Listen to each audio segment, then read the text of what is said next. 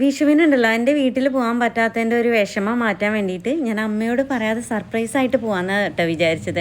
അങ്ങനെ ഞങ്ങൾ ഇറങ്ങി. സായും ഞാനും മാത്രമേ ഉള്ളൂ കേട്ടോ ഈ യാത്രയിൽ. വീടിൻ്റെ അടുത്ത് എത്താറാവുമ്പോഴുണ്ടല്ലോ ഒരു സന്തോഷമുണ്ട് കേട്ടോ. എനിക്ക് മാത്രമല്ല, കല്യാണം കഴിഞ്ഞിട്ടൊക്കെ ഇങ്ങനെ പോയിട്ട് നമ്മുടെ സ്വന്തം വീട്ടിലേക്ക് വരുന്ന എല്ലാ പെൺകുട്ടികൾക്കുള്ള സന്തോഷം തന്നെയാണ് കേട്ടോ.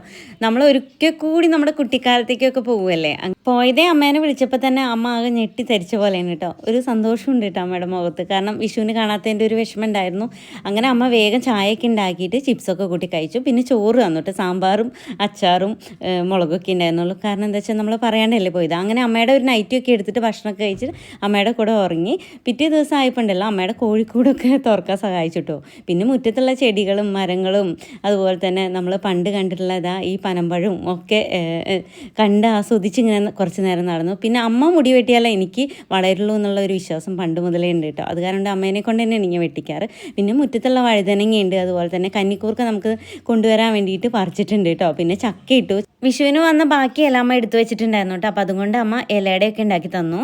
അങ്ങനെ ചക്കയും വണ്ടിയിലേറ്റിയിട്ട് അമ്മയോടൊക്കെ യാത്ര പറഞ്ഞ് അങ്ങനെ നമ്മൾ തിരിച്ച് വീട്ടിലേക്ക് വന്നു കേട്ടോ.